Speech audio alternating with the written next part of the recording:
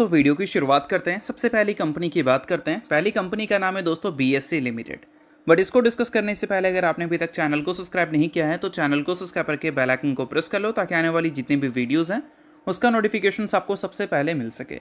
और एक डिस्क्लेमर भी है, जो भी न्यूज़ एंड अपडेट्स हम लोग कवर करेंगे वो सारी एजुकेशन पर्पज़ के लिए हैं, सीखने के लिए हैं, तो इसको किसी भी तरह का इन्वेस्टमेंट एडवाइस मत समझना। आप खुद से भी रिसर्च और एनालिसिस कर सकते हैं। तो चलिए दोस्तों वीडियो की शुरुआत करते हैं। सबसे पहले बात करते हैं बीएससी से रिलेटेड कुछ इंपॉर्टेंट न्यूज़ एंड अपडेट्स के बारे में। दोस्तों आपने देखा ही होगा कि पिछले कुछ ट्रेडिंग सेशन से बीएससी के शेयर में लगातार हमें प्रेशर देखने को मिल रही है। अब इस प्रेशर का बेसिकली बोल सकते हैं दो बड़ा कारण है। पहला कारण एनएससी है, जिसकी लिस्टिंग हमें जल्द ही देखने को मिलेंगी और लिस्टिंग की वजह से बीएससी अभी 52 वीक हाई से लगभग 19.4% हमें नीचे आती हुई ऑलरेडी दिख चुकी है। और इसके साथ दूसरा जो बड़ा कारण है वो बीएससी के बिजनेस को लेकर जो रिपोर्ट्स हैं वो हैं। देखो अभी इक्विटी डेरिवेटिव्स के जो डेटा हैं, चाहे हम बीएससी की बात करें या फिर एनएससी की या फिर हम बात कर सकते हैं एमसीएक्स की। एमसीएक्स का इक्विटी डेरिवेटिव्स की बात नहीं हो रही है, एमसीएक्स के एफएनओ की टोटल बात होगी।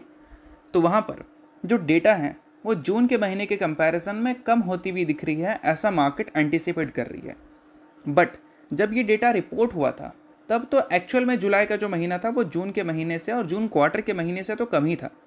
बट अभी अगर देखोगे तो जुलाई के महीने में काफ़ी अच्छी और शार्प रिकवरी दिख रही है और हम ये भी बोल सकते हैं कि मई और जून के महीने से बेहतर जुलाई का महीना जा रहा है इक्विटी डेरिवेटिव के डेटा के हिसाब से अगर हम बात करें तो। अब दोस्तों वीडियो में आगे बढ़ने से पहले बात कर लेते हैं सेबी रजिस्टर्ड टेलीग्राम चैनल के बारे में, जिसको आप ज्वाइन कर लो। लिंक इसका डिस्क्रिप्शन में दिख जाएगा। ज्वाइन करने का सबसे बड़ा बेनिफिट ये है कि जिस हिसाब से मार्केट में अप्स एंड डाउन दिख रहा है, ऐसे टाइम पे हर दूसरी कंपनी के एनालिसिस बहुत ज़्यादा इंपॉर्टेंट है। तो यहाँ पर आपको सभी कंपनी के टेक्निकल्स को एनालिसिस कर अपडेट होता हुआ देखने को मिल जाता है, जो कि हर किसी के लिए काफ़ी ज़्यादा यूज़फुल है।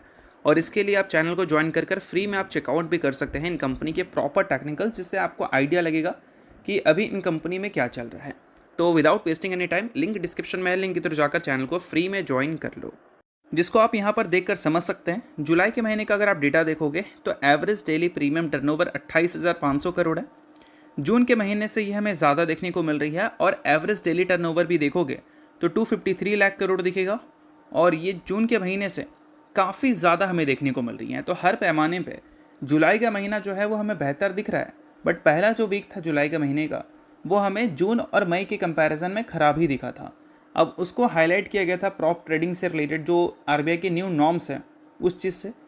न्यू नॉर्म्स की वजह से एक्सपेक्टेड थी कि मार्जिन्स बढ़ेंगे, तो उस वजह से क्या है कि डेरिवेटिव्स के जो टर्नओवर्स है उसमें एक अच्छा खासा इम्पैक्ट आएगा, क्योंकि उसका कंट्रीब्यूशन 40-50% का है हमारे इक्विटी डेरिवेटिव्स में और उसका कंट्रीब्यूशन ज़्यादा है तो इम्पैक्ट भी ज़्यादा आ सकता है। बट इम्पैक्ट अभी तक तो हमें कुछ आता हुआ दिख नहीं रहा है। अब देखते हैं कि एक्सपायरी के दिन हमें चेंजेस देखने को मिलती है डेटा में या नहीं।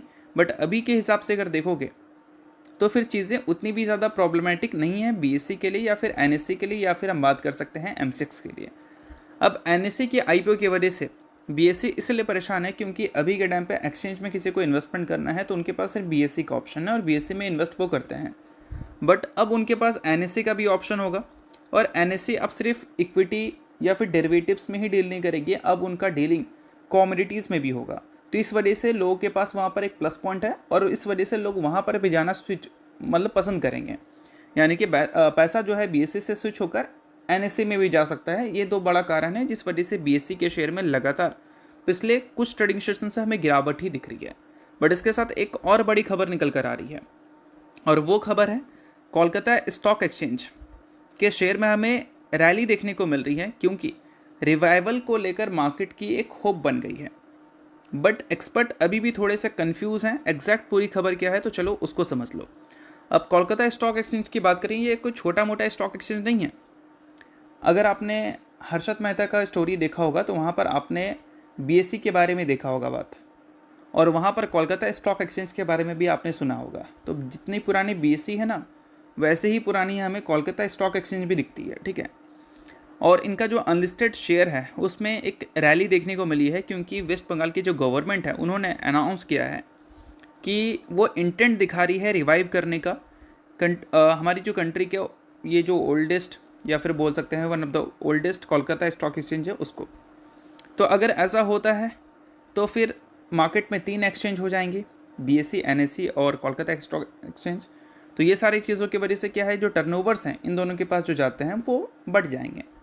और अभी इस चीज़ को लेकर एक्सपर्ट के ओपिनियंस की बात करें तो वो कन्विंस नहीं है, बट फिर भी ये एक फेयर हो सकता है BSE और NSE के लिए, क्योंकि ये काफ़ी बड़ी खबर है। इस वजह से इस चीज़ को आप ध्यान में रख सकते हो। और इस चीज़ की भी वजह से लास्ट ट्रेडिंग सेशन और पिछले कुछ महीनों से नहीं, पिछले 1-1.5 महीनों से BSE की परफॉर्मेंस कुछ खास अच्छी दिख नहीं रही है।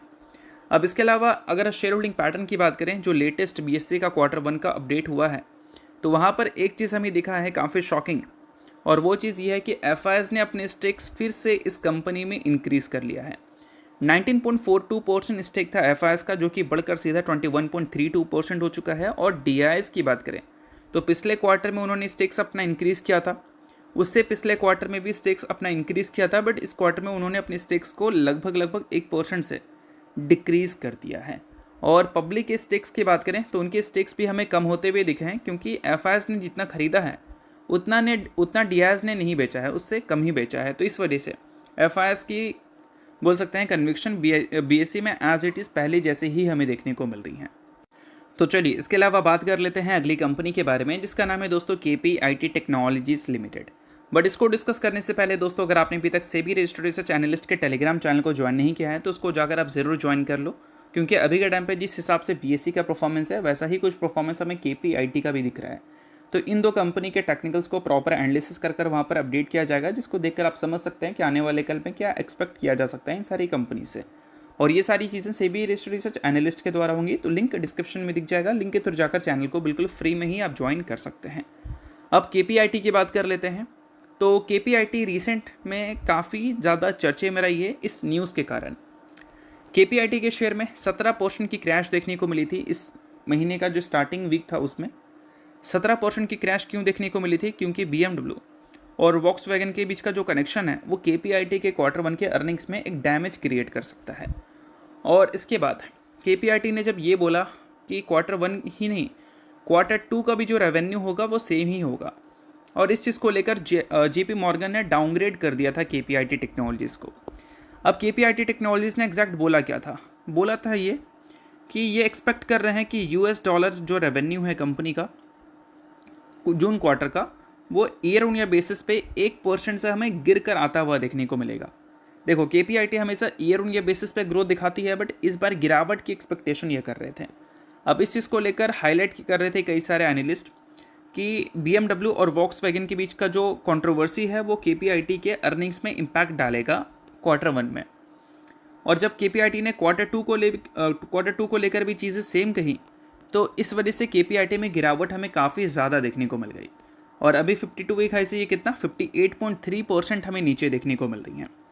तो कोई भी कंपनी के अर्निंग्स डाउनग्रेड जब होती हैं तो अक्सर शेयर भी डाउनग्रेड होता है, क्योंकि अर्निंग्स के बिहाफ पे ही मार्केट वैल्यू करती है। और अर्निंग्स अगर किसी कंपनी का अच्छा नहीं आ सकता आने वाले कल में, तो मार्केट उस कंपनी को वैल्यू भी कम करती है। अब इस कंपनी को लेकर सबसे शॉकिंग बात यह है कि इस कंपनी का लेटेस्ट Q1 का शेयर होल्डिंग पैटर्न अपडेट हो चुका है, जहां पर प्रोमोटर के स्टेक्स, FIs के स्टेक्स, DIs के स्टेक्स, तीनों के स्टेक्स हमें कम होते हुए देखने को मिले हैं। प्रोमोटर के स्टेक्स अगर आप देखोगे 39.41% से गिरकर 38.59% हो चुका है। DIs का स्टेक और FIs का स्टेक्स भी कम हुआ है, जिसमें DIs के स्टेक्स हमें ज़्यादा कम होते हुए दिखे लगभग 1% से, और FIs के स्टेक 0.03% से। और पब्लिक की स्टेक की बात करें तो ऑलमोस्ट 22% था पिछले क्वार्टर में, जो कि सीधा 2% से बढ़कर ऑलमोस्ट 24% तक जा चुका है। अब पब्लिक स्टेक्स किसी भी कंपनी में अगर बढ़ रहे हैं और FIs DIs प्रोमोटर के कम हो रहे हैं, तो शॉर्ट टर्म कन्विक्शन उस कंपनी से अच्छा करें, ये पूरी तरह से गलत होगा। ठीक है, तो इस चीज़ को आप ध्यान में रखना अगर आप KPIT के इन्वेस्टर हैं तो। बाकी KPIT के जो अर्निंग्स हैं वो बहुत ज़्यादा इंपॉर्टेंट है, क्योंकि मार्केट की एस्टीमेट तो अब अच्छी नहीं है। देखते हैं कि अर्निंग्स अकॉर्डिंग टू एस्टीमेट होती हैं या फिर एस्टीमेट से थोड़ी बेहतर होती है। 29 जुलाई को कंपनी का बोर्ड मीटिंग है, जहां पर कंपनी Q1 के अर्निंग्स से रिपोर्ट कर देगी। ठीक है, तो चलिए अब इसके अलावा अगली कंपनी की बात करते हैं, नाम है Paytm। हाल ही में दोस्तों ये फिनटेक जायंट ने अनाउंस किया है कि 20 जुलाई को ये बोर्ड मीटिंग कंडक्ट करेंगे, और उसके आउटकम में इस फाइनेंशियल ईयर का पहला क्वार्टर के अर्निंग्स ये रिपोर्ट करेगी, और साथ में ये कंसीडर करेंगे बोनस शेयर, और बोनस शेयर का प्रपोजल अगर बोर्ड अप्रूव कर देता है तो ये कंपनी Q1 के अर्निंग्स के साथ हमें बोनस भी देती हुई नजर आएगी। तो अगर आप इस कंपनी के शेयर होल्डर हैं तो बेशक इस न्यूज़ को आप नोट कर सकते हैं।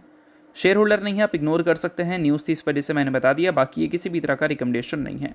तो होप करता हूँ ये वीडियो आपको अच्छा लगा। लाइक कीजिए, पहली बार सब्सक्राइब कीजिए। वीडियो के लिए बहुत बहुत शुक्रिया।